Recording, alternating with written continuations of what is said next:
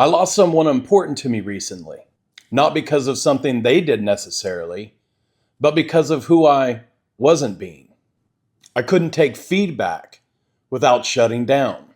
I had a hard time controlling my emotions when it mattered. I blamed instead of taking responsibility, and I avoided instead of facing the music. Sound familiar? Well, by the time I had enough understanding of what was happening, it was gone. I didn't really lack information. I didn't lack intention. What I really lacked was character. And the worst part was I would have told you that I was a man of character. Ask anyone if they have character. Oh, they'll tell you yes. Then ask them to define it and watch them start to stutter.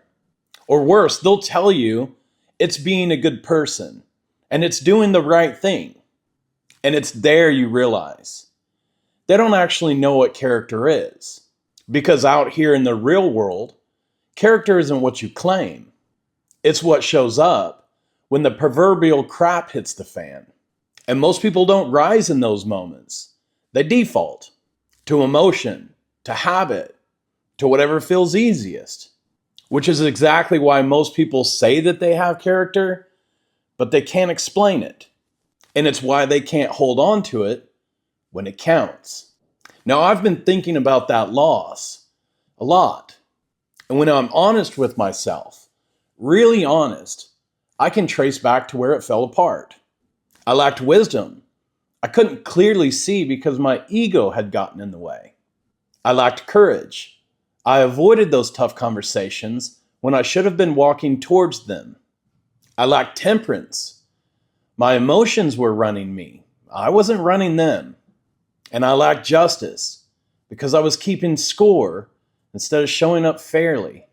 4 failures, 1 relationship, and a guy that I'm not really proud of. But here's the thing. I didn't come up with those 4 categories on my own. The Stoics named them a long time ago. They're called the 4 cardinal virtues. And when I found them, like when I really found them, I realized they weren't just some nonsense philosophy. They were the exact 4 places where I failed. Here's where most people get this wrong. Character isn't something that you have. It's something that you demonstrate in the daily moments of your life, choice by choice. And the problem isn't that people lack character. They've just never defined it for themselves. So when life gets difficult, they don't rise up to meet it. They fall to emotion, just like I did, every damn time. And if you don't define your standards, then life will define them for you. Picture this. A wealthy merchant sets out sail on the Mediterranean Sea with a cargo full of fortune. Barrels of Phoenician purple dye. This rare color was used for emperor's robes. And a shipment like this could make a man wealthy for the rest of his life. But while on that voyage, a storm surges. The ship sinks, and the cargo is lost. And our once wealthy merchant washes up in Athens. One day he wanders into a bookstore and starts reading about philosophy. He asks the shopkeeper, "Where can I find a man worth learning from?" The shopkeeper points to a philosopher walking by. That merchant joined him and eventually set up a school of thought of his own that would influence the lives of people for thousands of years. His name was Zeno of Citium, the father of Stoicism. Now, most people would have called that shipwreck a disaster, but Zeno looked at it as a turning point. That's wisdom. And wisdom is the ability to be able to see reality clearly without letting emotion distort the picture. Watch how people react when they're criticized. Ego rushes in. Defenses go up. That's not wisdom. Wisdom is the pause before the reaction. The internal question, what's really happening here? Zeno lost a fortune, but he gained an opportunity. That's wisdom. Be like Zeno. Now listen to this. There was a time in Roman history where it was collapsing into corruption. Power could be bought and influence could be traded. Most people adapted to that world, but one man refused. Cato the Younger believed that character mattered more than comfort. So he opposed corruption openly, even when it cost him power, even when it made him very powerful enemies, even when it made his life harder. Eventually, Julius Caesar won. The Republic was gone, and everything that Cato had worked for disappeared. His allies surrendered, and his enemies celebrated. And Cato chose to die on his own terms, rather than living under somebody else's corrupt principles. Now, we're not here to advocate that choice, but sit with what level of conviction that must have looked like for him.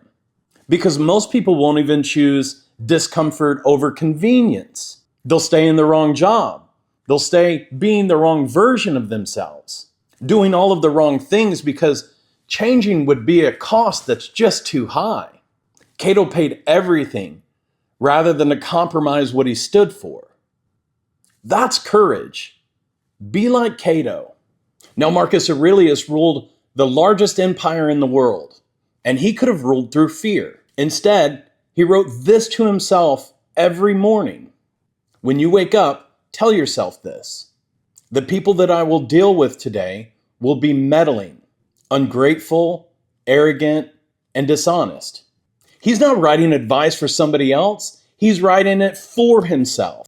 The most powerful man in the world had to remind himself every single morning not to be bitter, because power corrodes, ingratitude corrodes, and disrespect corrodes. And if Marcus Aurelius, the emperor of Rome, had to remind himself every single morning, what do you think the rest of us should be doing?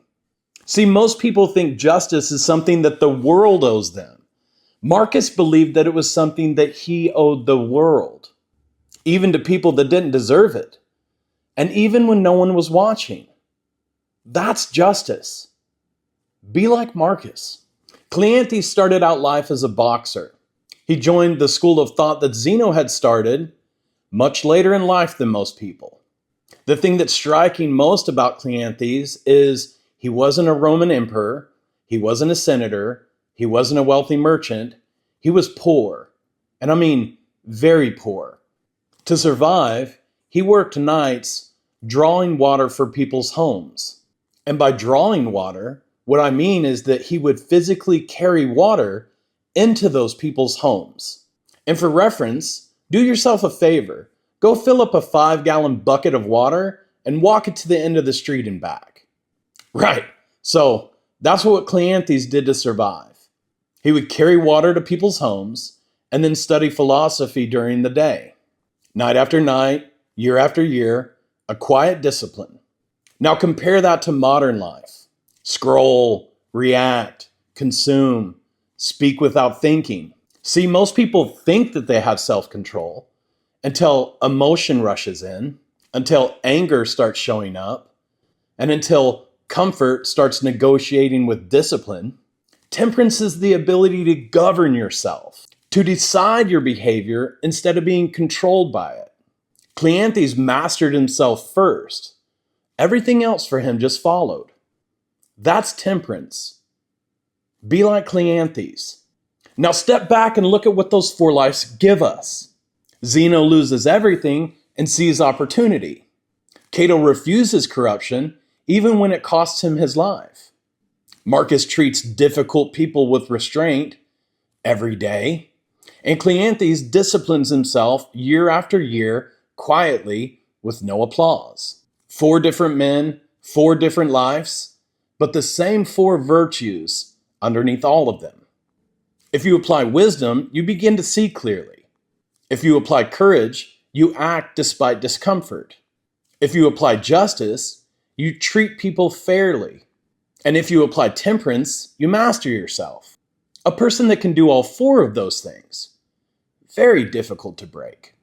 Now, before you try to become somebody new overnight, let's just take a look back on your life recently. Your actions, your reactions, how you showed up when it mattered. And ask yourself honestly, did wisdom show up this week, or did ego? Did you show courage, or did you avoid it? Were you fair, or did you keep score?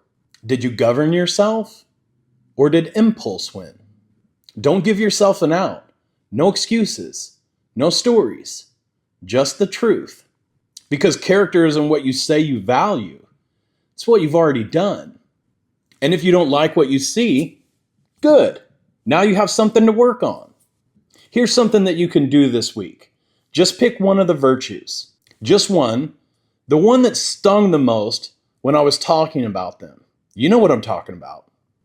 And for the next 7 days, as you face some of the upcoming decisions in your life, ask yourself, am I living in this virtue or am I avoiding it? That's it. Just that one thing, not a total transformation of your life. Just one question for 7 days. Because character is built one decision at a time. Just one. Here's what I know now that I wish I had known sooner. You don't lose relationships, opportunity, or respect all at once. You lose them one small decision at a time. One avoided conversation, one unchecked emotion. The Stoics weren't trying to make you perfect. They were giving you a standard to fall back on. Every time you fell short, and you will fall short, and so will I. But life with virtues will stabilize, but a life without them won't. Because in life, you don't rise to your goals. You fall to your standards. So choose them carefully.